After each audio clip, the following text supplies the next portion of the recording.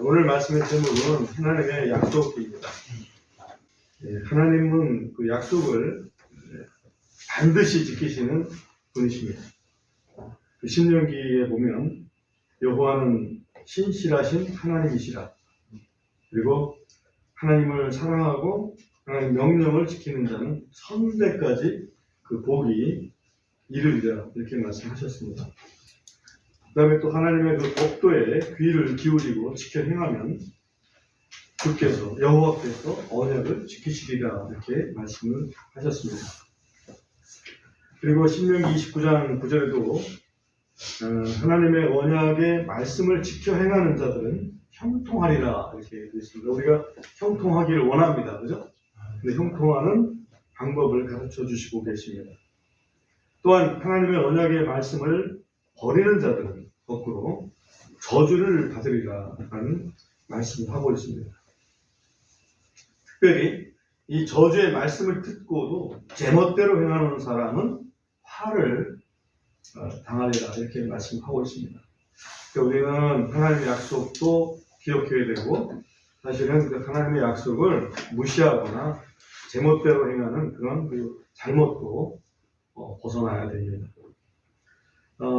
구약시대에 이런 그 언약을 주신 하나님께서 신약시대에 새 언약을 주셨습니다.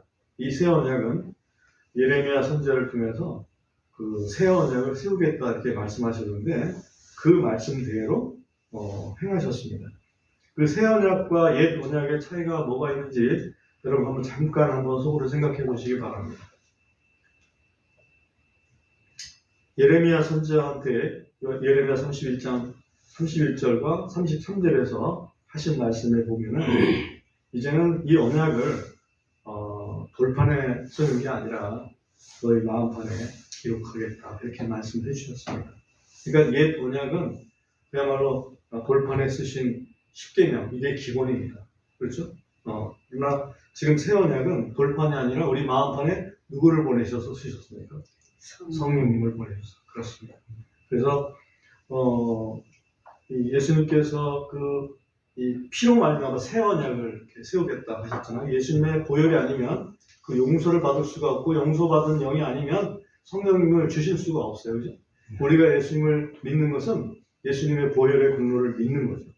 그럴 때에 예수님을 영접할 때 하나님께서는 너희 죄 용서받았으니 내 영을 너에게 보내주마 하시는 말씀입니다. 약속이라는 단어를 오늘 좀 주제로 다뤘습니다. 약속이라는 것은 뭔가 그 대상이 있습니다. 약속하는 사람하고 또 약속받는 사람하고의 그 대상, 관계가 있습니다. 그래서 그 약속이라는 것은 대상이 있어야 되고, 그 다음에 그 대상, 그 약속이 실행되려면 그 대상끼리의 어떤 그 뭔가 신뢰관계가 있어야 되는 거예요. 그죠? 그를 신뢰하는지 안 하는지를 알 수 있냐 이거지. 그게 바로 조건입니다.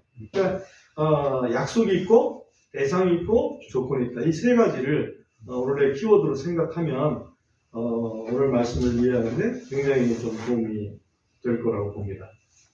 우리가 그 조건, 다시 말하면 믿음을 저버리는 순간에 약속은 효과가 없습니다. 무효가 됩니다. 그리고 상호간에 있었던 그런 평화는 깨지고 맙니다.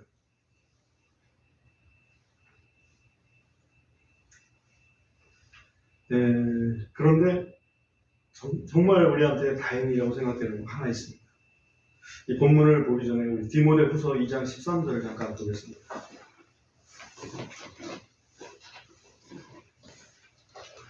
디모데후서 2장 13절을 보시면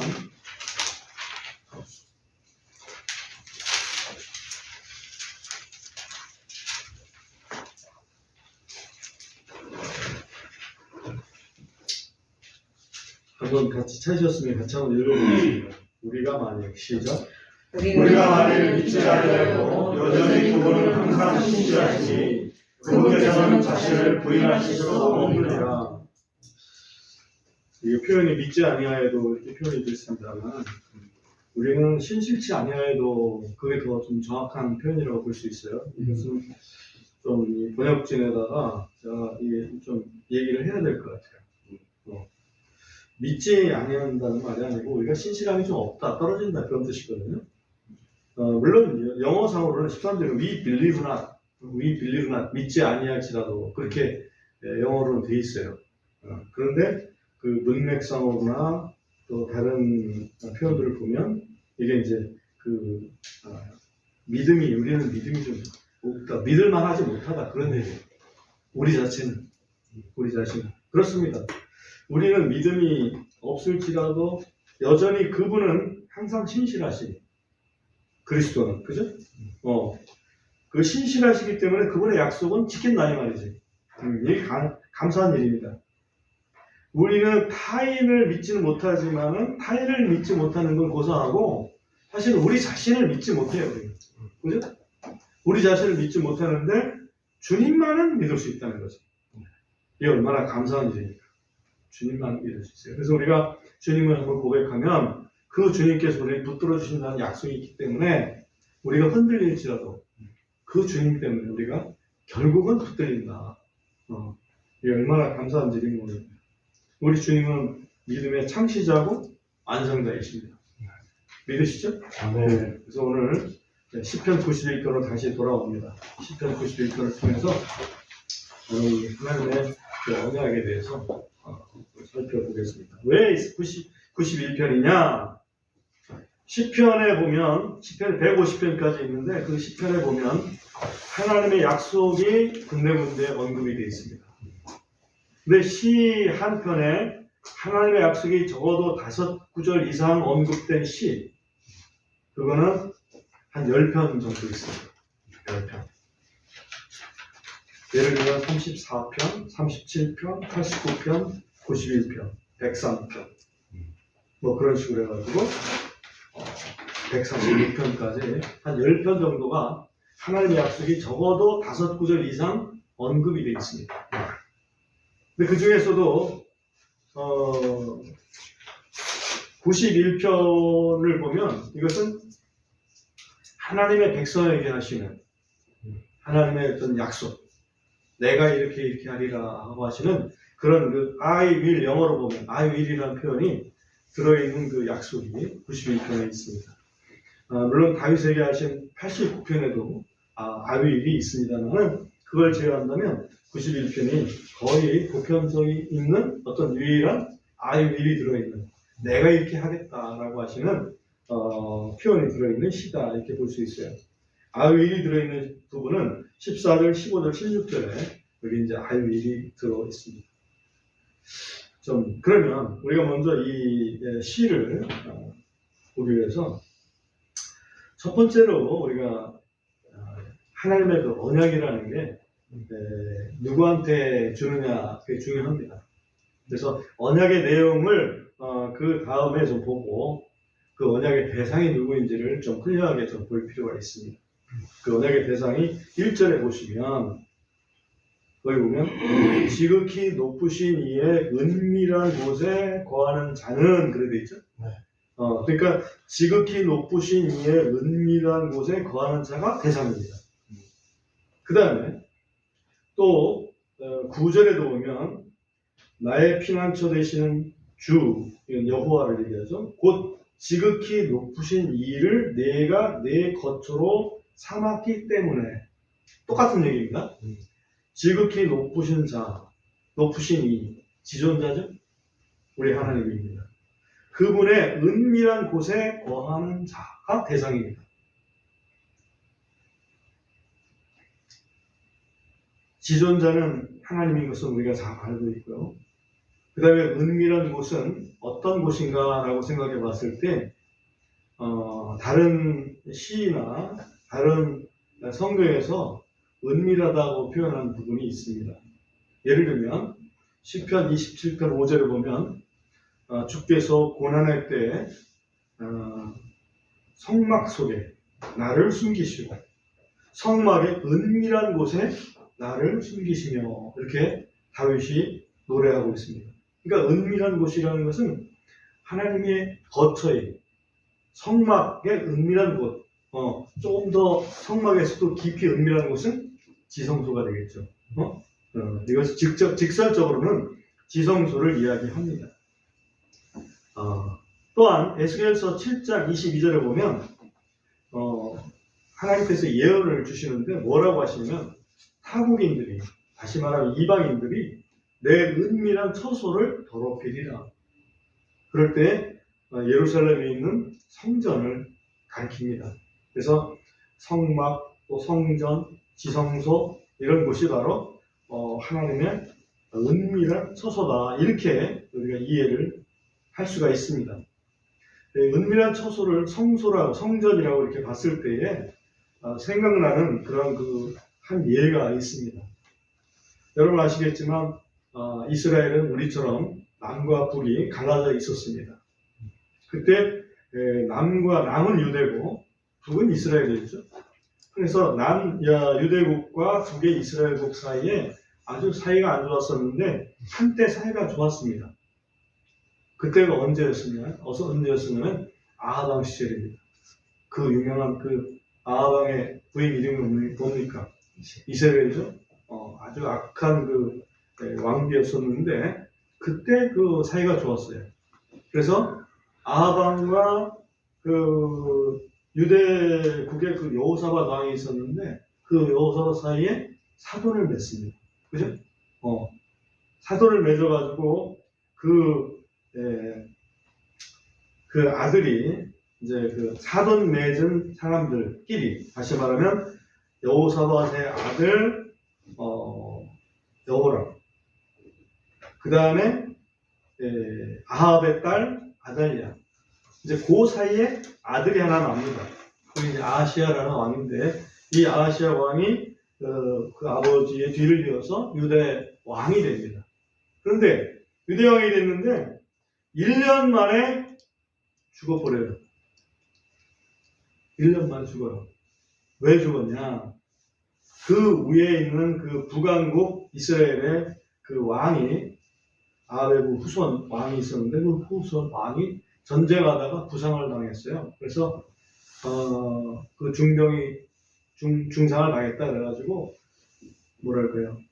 위문하러 갔다가, 문병하러 갔다가 거기서 예후라고 하는 반역자를 만납니다. 사실은 예후가 반역을 일으킨 것은 맞지만 사실은 하나님이 하시라고 하셨거든요. 워낙 아합이 잘못한 게 많아서 그래서 예후에 의해서 죽임을 당합니다. 뜬금없이 죽임을 당합니다. 그러니 어머니가 아주 얼마나 상심이 됐든지 어머니가 아합의 딸이었죠. 아달랴라고 하는 아합의 딸이 얼마나 상심했는지 그 밑에 있던 아들들이 있어요. 자기 아들 아닌 그 아들들 다 죽여버렸습니다. 왕자들 다 죽이고 내가 통치할 거야. 그래서 이스라엘 유대국의 최초이면서 최후인 여호왕이 당선합니다. 여호왕. 그게 아달랴예요. 그 사람이 몇 년 동안 통치를 하냐면 6년 동안 통치합니다. 근데 그때 그 아들들 중에서 한 사람이 살아납니다. 살아난 사람이 요아스 왕이에요, 나중에. 그래서 요아스 왕이 어디서 살아나냐면 성전에서 몰래 숨겨 키웠다 이렇게 돼 있어요. 그러니까 성전의 은밀한 곳이지. 아무도 그야말로 공격할 수 없는 하나님이 보호하시는 그 일이 생각이 납니다. 만약에 요아스가 죽었다면 다윗의 혈통은 끊어졌을 것이고 하나님의 약속은, 다윗을 향한 하나님의 약속은 어긋났을 겁니다. 근데 하나님은 약속하신 것을 꼭 지키시는 분이기 때문에 요아스를 고모의 손에 의해서 구출하고, 고모부가 제사장이었거든요. 고모부에 의해서 원래 숨겨진 6년 동안이다. 그리고 이제 7살 됐을 때 왕권을 이제 다시 회복하죠. 아달랴가 죽고 다시 아달랴는 죽였죠. 시하고. 그래서 혈통이 이어진 그런 사건이 있었습니다. 이걸 볼 때도 하나님의 은밀한 장소에 거한다는 것, 이것은 정말로 위대한 대상이 될 수 있다. 과연 이것이 우리하고는 어떤 관계가 있을 것인가? 이스라엘 백성은 그렇다 치자고 근데 우리는 어떨까? 그리스도인들은? 라고 이렇게 한번 질문을 해봤습니다. 그랬을 때 우리가 잘 알지만 예수님께서 그 육체의 죽으심을 통해서 하나 휘장을 갈라놓은 게 있죠. 어느 휘장입니까? 성전에 있는 성소와 지성소를 가로막는 그것을 딱 갈라놓으셨죠. 그래서 지성소에는 뭐 1년에 한 차례 그 대제사장이 한 번 들어갈 수 있었는데 열려 있으니까 항상 들어갈 수 있는 제사장이라는, 그죠? 우리는 왕 같은 제사장이라고 그랬죠? 그래서 우리가 그리스도를 믿는 우리 그리스도인들은 그 지성소에 들어갈 길이 열려 있는 그런 존재들이다. 그러므로 누구든지 예수님을 믿기만 하면 하나님의 뭐가 되는 거예요? 하나님의 자녀가 되죠. 하나님의 자녀가 됩니다. 그럼 하나님의 아버지니까 그 지존자의 그 은밀한 곳에 거할 수가 있게 되는 대상이 됩니다. 네. 그 다음에 우리는 그 대상이 됐다. 그러면 어떤 언약이 있는가, 그 대상에. 그것이 이제 우리의 것이 된다라는 것을 어떤 그 가슴에 좀 품고 이거를 좀 볼 필요가 있어요. 그 첫 번째는 뭐냐면 1절 후반절에 보면 그렇게 거하는 자는 전능자의 그늘 밑에 거하리로다. 전능자의 그늘 밑에.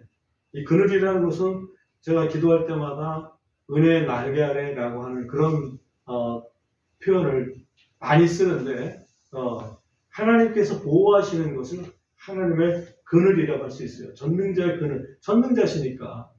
그죠? 전능자로 누구한테 제일 처음에 나타나셨습니까? 성경에 보면 아브라함에게. 아브라함과 이삭과 야곱에게는 내가 전능자로 나타났지만은 이제 여호와로는 나타내지 않았었다.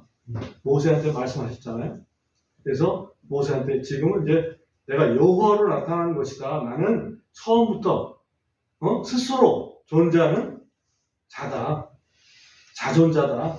그렇게 이제 소개를 하셨어요. 그죠?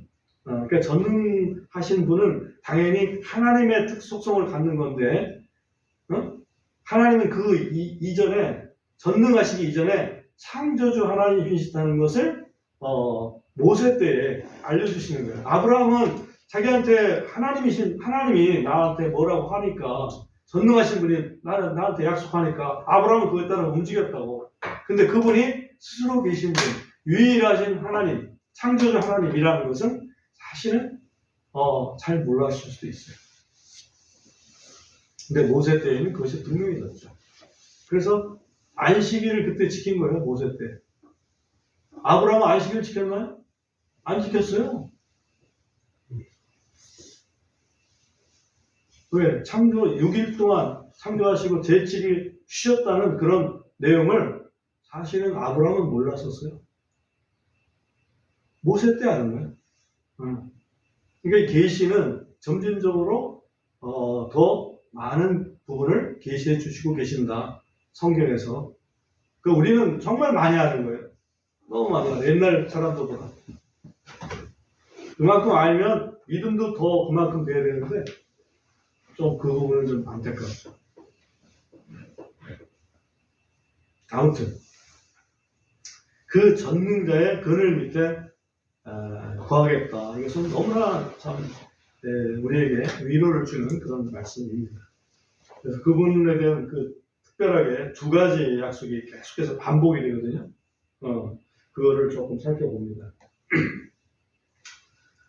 2절에 보면 내가 주에 관하여 말하니 그분은 나의 피난처시며 나의 요새시오. 피난처시고 요새시다. 피난처라는 것은 내가 도망갈 수 있는 것이고요. 요새라는 것은 남의 공격을 막을 수 있는 거죠. 공격을 막을 수 있는 것입니다. 그 다음에 나의 하나님이시니 그분을 내가 신뢰하리라 하리로다 이렇게 되어 있는데 그분은 내가 신뢰하는 하나님이시다 이런 말씀이에요. 여호와를 신뢰하지 않으면 누구를 신뢰하겠습니까? 아무튼 그 전능자의 그늘이라는 것은 여기서는 피난처요 요새다 하는 것이 이제 키입니다. 그 다음에 이제 3절, 4절, 5절, 6절에서 여기서 보면 반복되는 게 이제 두 가지가 반복이 되는데요. 하나는 여기에 이제 사냥꾼의 올무에서 건지실 것이며 해로운 역병에서 건지시리로다 라고 되어 있고, 또 그분께서 깃돌로 덮으시니 그분의 날개 밑에서 그분을 신뢰하고 그분의 진리가 너의 방패와 손방패가 되시리로다. 근데 이게 어떤 그 두 가지인지를 5절과 6절에서 조금 확실하게 해놓고 있어요. 5절 잠깐 보시면 내가 밤에 오는 공포로 인해 두려워하지 아니하고 낮에 날아드는 화살도 그랬지만 여기서 사실은 두려워하지 아니하고가 생략되어 있다 이렇게 표현을 할 수 있죠. 시이기 때문에 시. 이게 밤과 낮 두 가지로 나눈다는 거지. 밤에 오는 공포, 낮에 날아드는 화살. 6절에도 보면 어둠 속에서 퍼지는 역병, 밤에 오는 공포죠. 그 다음에 한낮에 피폐하게 하는 멸망, 이게 낮에 날아드는 화살입니다. 그러니까 낮에 날아드는 화살이나 그 낮에 피폐하게 하는 멸망, 이것들은 겉으로 보이는 문제죠. 겉으로 보이는 위험입니다. 근데 밤에 오는 공포, 어둠 속에서 퍼지는 역병, 이것은 잘 보이지 않아요. 우리나라 또 한동안 이 코로나 때문에 엄청나게 고생했잖아요. 한 3년 고생했어요. 사실은 전 세계가 고생을 했습니다. 코로나는 여기에 보면 역병이라고 밤에 와, 다시 말하면 보이지 않게 온다는 얘기입니다. 보이게 막 공격하는 게 아니고 보이지 않게 공격하기 때문에 이건 표현을 어둠 속에서 퍼지는 역병 또는 밤에 오는 공포 그렇게 표현을 했다. 그렇다고 이 역병만 있느냐? 그렇지 않아요. 지금 우크라이나 전쟁 때문에 아주 죽어납니다. 팔레스타인에서도 전쟁 때문에 죽어납니다. 그죠? 그거는 낮에 피폐하게 하는 멸망이고 낮에 날아드는 화살입니다. 그러니까 두 가지가 크게 있는 거죠. 하나는 역병, 하나는 전쟁. 그거로부터 우리를 보호해 주신다는 것이 바로 하나님의 은밀한 곳에 거하는 사람들이다. 이것을 여기서 반복적으로 말씀하고 있어요. 그래서 7절에 보면 결과 보면 1000명이 내 곁에서 10,000명이 내 오른쪽에서 쓰러지려니와 그것이 내게는 가까이 오지 못하리로다. 이게 참 어마어마한 거 아닙니까? 1000명이 죽어나가고 10,000명이 죽어나가는데 넌 괜찮다. 이런 약속이 있으면 이게 얼마나 대단한 약속입니까? 여러분 이제 반문할 수 있죠. 크리스천들은 그러면 하루 죽지 말아야 되는 거 아니야? 코로나 때. 코로나 때 죽지 않은 사람이 진짜 크리스천 없을까? 그렇게 말씀드릴 수가 없죠. 그죠? 네. 자, 우리가 그 깊은 의미를 좀 살펴보도록 하겠습니다. 그 다음에 뛰어넘어가서 10절에 보면 어떤 악도 내게 닥치지 못하며 어떤 역병도 내 거처에 가까이 오지 못하리라. 여기 보면 악과 역병이 나오는데 아까 했던 말씀과 같은데 역병이라는 것은 지금 밤에 오는 것이고 악이라는 것은 어떤 재난 이런 건데요. 그러니까 이 전쟁의 악도 이게 악이거든요. 악을 화라고도 번역을 합니다. 그러니까 그런 것들이 너희한테 가까이 오지 못한다. 왜냐하면 11절에 보면 그분께서 자신의 천사들에게 너에 대한 책무를 주셔서 내 모든 길에서 너를 지키게 하실 것이기 때문이라 라고 이렇게 우리를 지켜주시는 분이 있구나. 우리 성령이 거하시는 하나님의 성도들은 천사들이 호위를 하고 있구나. 이거를 우리가 좀 뭔가요? 좀 인식할 필요도 있겠다. 천사 보이지 않는데? 보이지 않지. 성령님도 보이지 않잖아요. 보이지 않지만은 우리 속에 거하시고 보이지 않지만 천사가 우리를 심하다, 위험할 때마다 지켜보호해 주신다. 이 하나님께서 명령을 하셨기 때문에 우리는 그 보호를 받는 거예요. 그러니까 보호를 받는 입장에서는 하나님께 감사하면 되죠. 네. 그 다음에 12절은 이게 묘한 구절인데요. 그 12절은 그들이 자기 손으로 너를 받들어, 그들은 천사예요. 천사들이 자기 손으로 너를 받들어 내 발이 돌에 부딪히지 아니하게 하리로다. 이 말씀 어디서 좀 들어본 것 같지 않아요? 이 말씀 어디에 신약에 나오는 말씀인데 어떤 경우에 나오는 말씀이죠? 예수님. 그렇지. 맞습니다. 예수님 시험 받을 때 마귀가 사탄이 인용한 구절이에요. 그러면 이 구절의 약속을 어떻게 예수님은 거절하셨나? 이 말씀의 약속은 어떤 뜻인가? 이걸 한번 좀 잠깐만 살펴보면 지금 약속은 뭐냐면 어디를 길을 가고 있는데 그 길에 앞에 부딪히는 돌이 있다 이거거든요. 근데 부딪히는 돌에 부딪히지 않도록 천사가 이렇게 뭐랄까 붙들어 줄 것이다. 그렇게 이제 약속을 한 거예요. 이 말을 가지고서 사탄이 예수님한테 높은 저 성전 꼭대기에다가 세워놓고서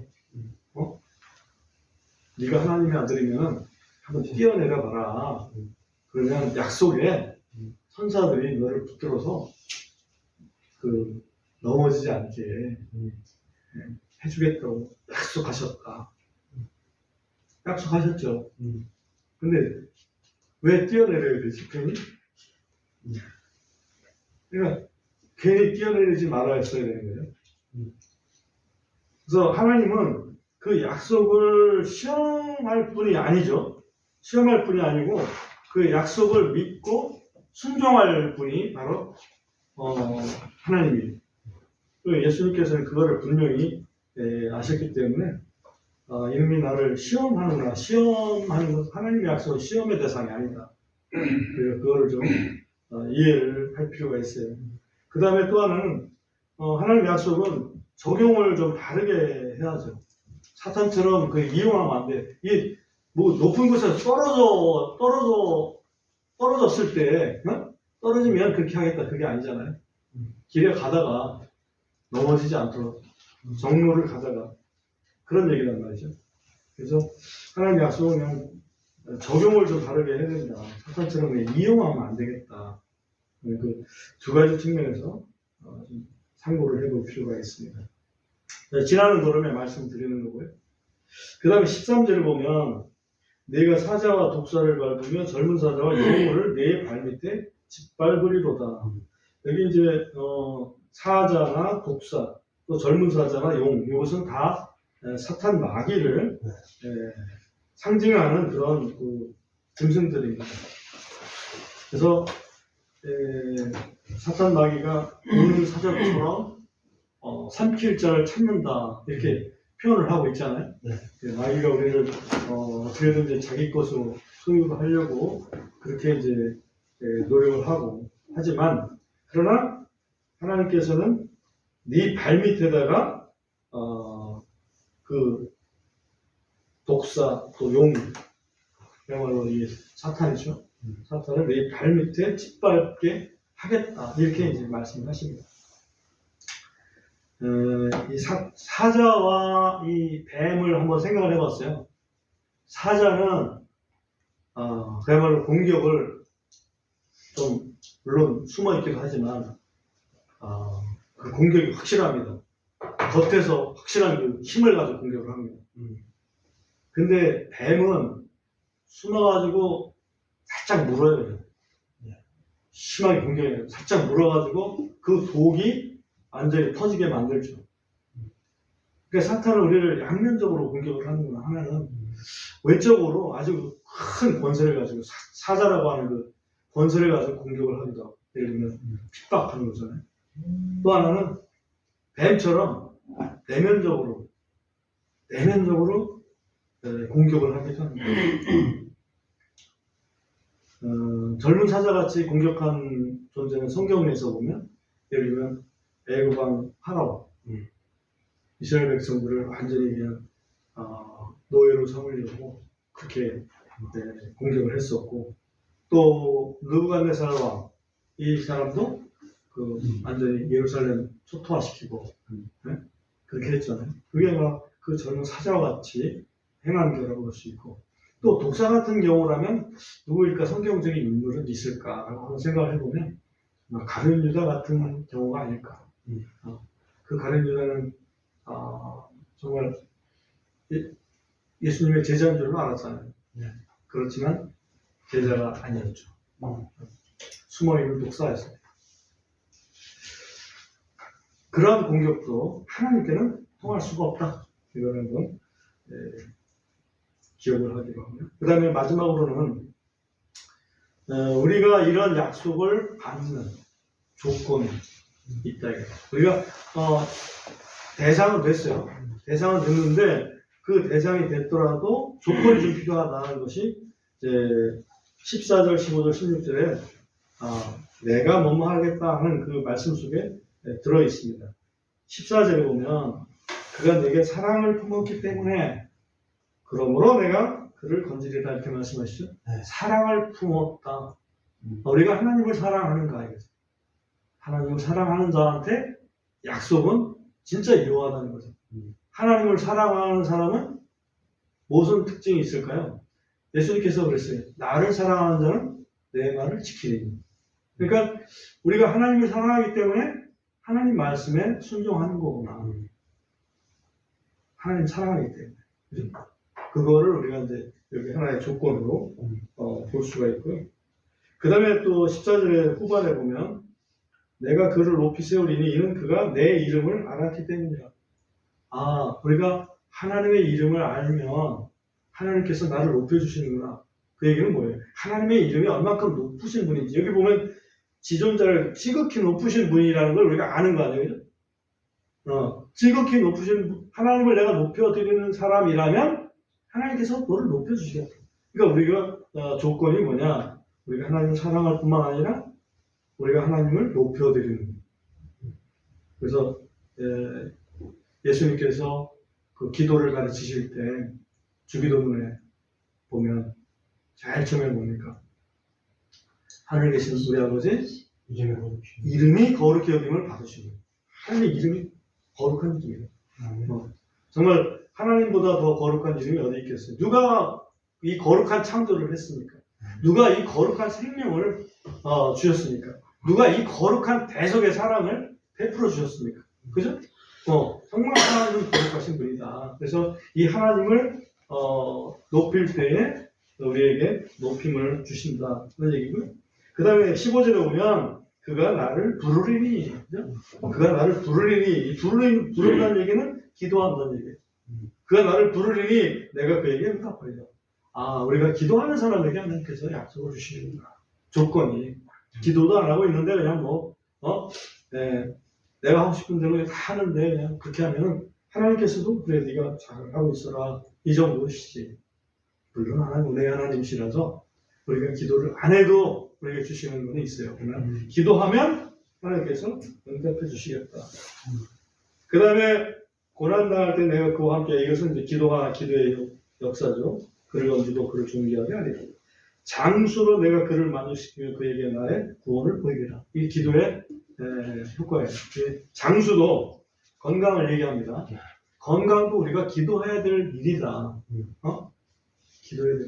나는 주님이 나를 오래 살게 하시든지 아니면 일찍 죽게 하시든지 아무 상관없다 이렇게 하지 말고 하나님께 건강 주시도록 기도하자. 우리가 저기 기도할 때 여러분 건강을 위해서 기도를 하잖아요. 우리 오후 3시에 여러분 기억하시는지 모르지만 기도 제목들이 저 개인적으로 좀 늘어나고 있어요. 건강을 위한 기도. 왜냐하면 우리 성도들뿐만 아니라 우리 주변에 있는 그 친인척들 속에서도 그야말로 의사가 고치지 못하는 그런 병들이 있거든요. 그 병들을 위해서, 그 치유를 위해서 기도를 계속 하고 있습니다. 하나님께서 우리가 구하는 자에게 응답해 주시겠다고 하셨으니까 구할 필요가 있다는 거죠. 조건이.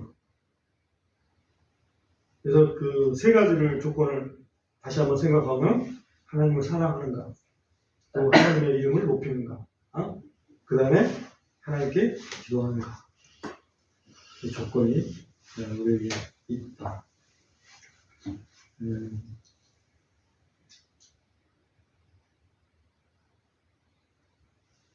오늘 암송 선고를 고린도서 1장 20절을 봤는데, 마지막으로 고린도서 1장 20절 다시 한번 좀 주보를 보시든지 읽어보시든지 한번 보시기 바랍니다.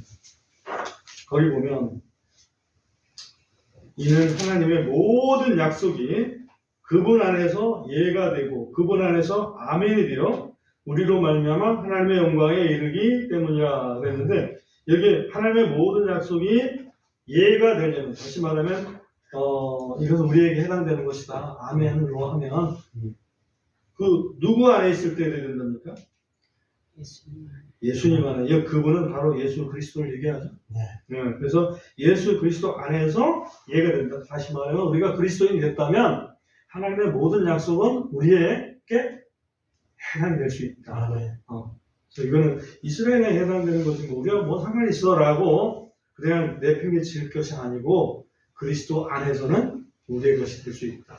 우리의 것을 삼고 그걸 갖고서 기도를 하고, 그죠? 그 말씀에 순종하고 하면 하나님께서 우리에게 그 약속된 은혜를 베풀어 주신다.